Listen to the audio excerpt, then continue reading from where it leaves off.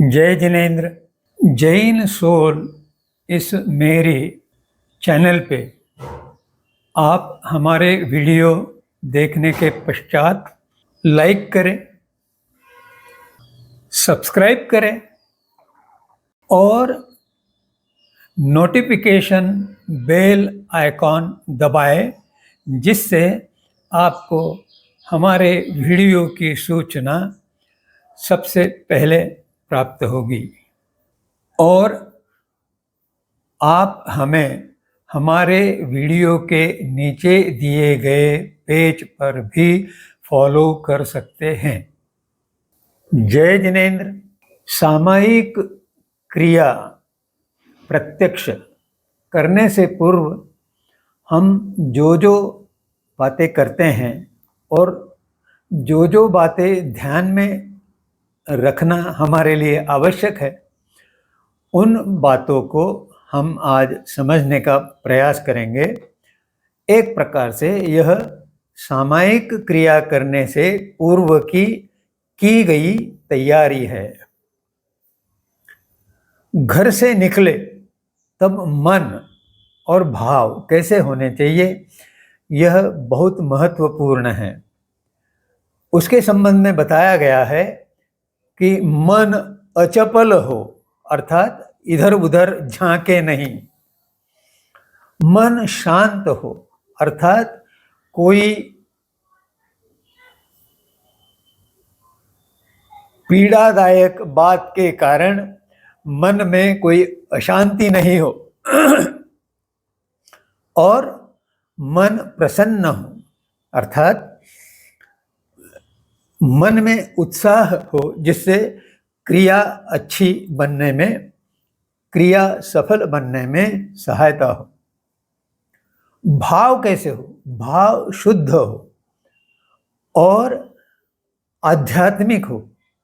भौतिकता से पीछा छोड़कर आध्यात्मिकता में जाने की जो भावना है, वही क्रिया को सफल बनाने में सहायक होती है। और चित्त यह आध्यात्मिकता का अंग है, इसलिए वह स्थिर होना चाहिए और प्रफुल्लित यानी पूर्ण विकसित, किसी छांव के नीचे दबा हुआ नहीं होना चाहिए। अधूरा खिला हुआ फूल की तरह नहीं होना चाहिए, पूरा खिला हुआ, अर्थात संपूर्ण लक्ष्य ध्यान हमारा सामायिक क्रिया के प्रति केंद्रित हो जाना चाहिए। और इसमें बहुत सी बातें हमें सहायता करती है। उनमें से है वसन, यानी वस्त्र कैसे हो। सादे वस्त्र हो, वे धवल या शुभ्र हो और स्वच्छ हो। और यह प्रथम और अंतिम तीर्थंकर के काल में निश्चित आवश्यकता है। दूसरे से लेकर 23वें तीर्थंकर तक रंग बिरंगे वस्त्र भी पहने जा सकते थे, लेकिन प्रथम तीर्थंकर के समय जो आरा है, उस समय प्राथमिक बातें समझाने का प्रयास किया जाता है, इसलिए धवल शुभ्र वस्त्रों का परिधान मार्गदर्शित था।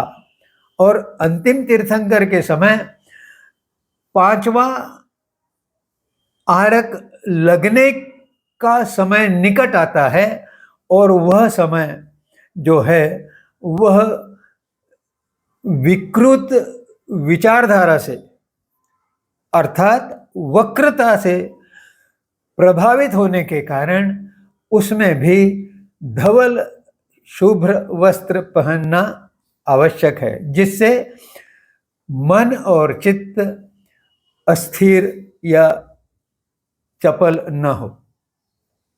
जो साधन उपयोग किए जाते हैं क्रिया में, वह है माला, साहित्य यानी पुस्तकें, और उनका रखरखाव, यानी कोई पुस्तक का पन्ना फट गया है या ऊपर का कवर निकल गया है, तो उसको सही समय पर अच्छी प्रकार से पुनः एक कवर बनाते हुए उस पुस्तक का, साहित्य का अच्छा बनाना आवश्यक है। महत्वपूर्ण वसन और साधन में है सादगी, सौम्यता, अर्थात जो प्रकृति में चंद्र की जो सौम्यता है, इसीलिए चंद्र को सोम भी कहा जाता है। सूर्य की पद्धति का प्रखरता का अभाव है। संस्कार, हमारे मन में संस्कार ऐसे हो कि हमें कषायों से छुटकारा पाने की इच्छा प्रबल हो, और शरीर पर अगर कोई आभूषण नहीं पहना गया तो वह अपरिग्रह का एक लक्षण है। स्थान कैसा हो? स्थान एक विशिष्ट नियत किया गया हो। अगर घर में ही करना है तो उसके लिए हम जिस स्थान पर बैठेंगे उसी स्थान पर नित्य नियम से बैठना चाहिए। वह स्थान ऐसा हो कि उसमें आध्यात्मिकता को वृद्धि करने का एक वातावरण निर्मित हो। संभवतः अगर हमें सत्संगति मिले, जैसे साधु साध्वी की सन्निधि, या कुछ लोग मिलकर समूह में एक साथ साधना करें, ऐसा अगर हो तो वह स्थान उत्तम है। इस प्रकार अपने ही घर में एक विशिष्ट कोना या कक्ष, जिसमें एक निश्चित स्थान तय किया जा सकता है, या स्थानक या पौषधशाला, ये समूह के रूप में और साधु साध्वी की सन्निधि के लिए उत्तम स्थान है। दिशा, यह भी एक महत्वपूर्ण है। ईशान्य दिशा यह जैन दर्शन के अनुसार बहुत महत्वपूर्ण है, परंतु अगर ईशान्य दिशा का ज्ञान नहीं हो पा रहा हो तो पूर्व दिशा, जिधर से सूर्य का उदय होता है, उस तरफ मुंह करके हमें स्थान ग्रहण करना चाहिए, या उत्तर की तरफ भी मुंह करके यह किया जा सकता है। और ईशान्य दिशा निश्चित करनी हो तो पूर्व और उत्तर, इन दो दिशाओं के बीच के कोने वाली जो दिशा है वह ईशान्य दिशा है। अंग्रेजी में इसे नॉर्थ ईस्ट कहा जाता है। अब हम घर से निकले, जिस स्थान पे हमें क्रिया करनी है उस स्थान की ओर हम जा रहे हैं, गमन कर रहे हैं, तो उसका समय उचित हो। जैसे प्रातः काल में सूर्यास्त से पूर्व जब हम उठते हैं तो उस समय मन विचार शून्य होता है, चित्त सौम्य रहता है, और ऐसे समय में अगर हम क्रिया करें तो वह उचित समय है, उत्तम समय है।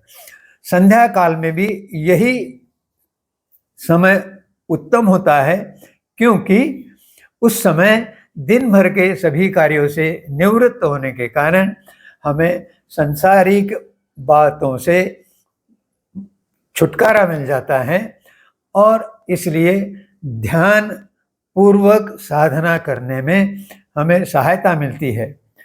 तब हमारा चित्त एकाग्र हो जाता है, और गमन करते हुए मध्यम गति से गमन करना आवश्यक है। यह इसलिए कि बहुत तेज गति से जाने से रास्ते में कोई हिंसा, छोटे छोटे जीवों की हिंसा हो सकती है, और बहुत धीमे चलने से जो लक्ष्य की एकाग्रता है वह टूट सकती है। इसलिए मध्यम गति से सामने ध्यान रखते हुए, और राह पर, मार्ग पर कोई छोटे जीव पैरों के नीचे नहीं कुचले जाए, इस तरह यत्न करते हुए हमारा गमन होना चाहिए। याद रहे, सामायिक क्रिया करते समय इस गमन में जो पाप हुए हैं उसके लिए एक सूत्र का पठन किया जाता है जिससे उन पापों से हम छुटकारा पा सके। अब हम उस स्थान के पास पहुंचे हैं जहां बैठकर हम क्रिया करने वाले हैं। उस कक्ष में या स्थानक में या शाला में प्रवेश करते हुए 5 नियमों का, जिन्हें अधिगम कहते हैं, उनका ध्यान रखना चाहिए। जैसे प्रथम अधिगम है सचित्त का त्याग, अर्थात हमारे साथ कोई सचित्त वस्तु, सजीव वस्तु नहीं हो। दूसरा, अचित्त का विवेक, अर्थात हम जो कुछ करेंगे उसमें हमारा चित्त किन्हीं भौतिक बातों से चिपके नहीं। उत्तरासंग, अर्थात मुंह पर मुखपत्ति का धारण करना। अंजलिकरण, अर्थात दोनों हाथों की उंगलियों के ऊपर के अंग एक दूसरे से मिले हुए और दोनों हाथों में एक खाली जगह बने जिससे नारियल या कमल दल का आकार हमारे दोनों अंजुलियों के द्वारा तैयार हो। एक प्रकार से यह नमस्कार के पूर्व की स्थिति हमने ली है, क्योंकि अगर कोई साधु साध्वी है या हमें मन में तीर्थंकर भगवंत की कल्पना करनी है तो उनके लिए यह नमन पूर्वक जो करना है वह अंजलिकरण है। और पहले ही बताया गया है कि शांत मन एकाग्र चित्त के साथ प्रवेश करते हुए हमारा अंतःकरण सामायिक क्रिया में तन्मय होने के लिए और आत्म से समरस होने के लिए हमें पुरुषार्थ करना है। अब हम स्थान पर पहुंच गए तो उसकी स्वच्छता करना हमारा कर्तव्य है। वहाँ बैठने से पहले उसे पूंजन कहा गया है। हमारे पास साहित्य में पूंजनी होती है जो धागों से बनी हुई होती है। उसके सहारे हल्के हाथ से बिना बहुत ज़्यादा जोर लगाए हुए जिस स्थान पर हम बैठने वाले हैं उसमें बुहारी की तरह, झाड़ू की तरह स्वच्छता करें। हल्के हाथ से इसलिए करना है कि कोई सूक्ष्म जीव वहाँ हो तो उसे हानि न हो, पीड़ा न हो और निरवध्यता का आचरण हो।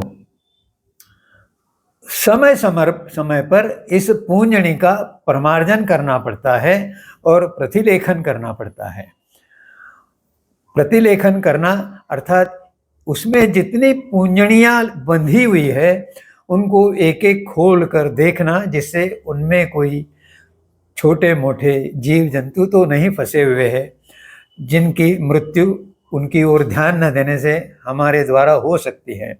और प्रमार्जन यानी समय समय पर उसे स्वच्छ करना है, उसकी धुलाई करना है। अब हम आसन में बैठने वाले हैं। आसन पर बैठने के लिए हमारे पास एक कपड़े का चौकोर पट रहता है। उस पे जब बैठते हैं तो उसी को भी आसन कहते हैं। और दूसरा जो बैठने का ढंग है उस आसन पर, उसे भी आसन कहते हैं। और सामायिक क्रिया करते हुए 5 प्रकार के आसनों का प्रयोग करना आवश्यक होता है। इनमें से एक है सुखासन। सुखासन यह पद्मासन हो सकता है, पलांथी मारकर जो बैठते हैं वो हो सकता है, या पूर्ण पद्मासन हो सकता है। इस तरह से सुखासन में बैठ सकते हैं। तात्पर्य यह है कि जिस आसन में बैठने से हमारा शरीर सख्त नहीं हो, कुछ दर्द नहीं हो, पैरों में झुंझुनी नहीं आए, इस प्रकार हम लंबे समय तक जब आसन में बैठ सकते हैं तो उसे सुखासन कहते हैं। और क्रिया करते हुए वीरासन, ऋजुयष्टिका मुद्रा, यथाजात मुद्रा और मुक्ताशुक्ति मुद्रा। इस पूर्व तैयारी के पश्चात हम सामायिक साधना में बैठ सकते हैं। इस विवेचन के पश्चात आपसे विनम्र प्रार्थना है कि आप अपने उभरे हुए प्रश्न या जिज्ञासाएं अपने तक सीमित न रखें। आप मुझे कमेंट सेक्शन द्वारा बताएं, जिससे न केवल मुझे उत्तर देने में सहायता होगी, अपितु आपके प्रश्न का उत्तर भी मिलेगा और अन्य लोग जो प्रश्न पूछने में कुछ झिझकते हैं उन्हें भी उस प्रश्न का उत्तर मिल जाएगा और आपके उस पहल करने के कारण और लोग भी प्रेरणा पाकर अपने प्रश्न इस कमेंट सेक्शन में भेजेंगे। जय जिनेंद्र।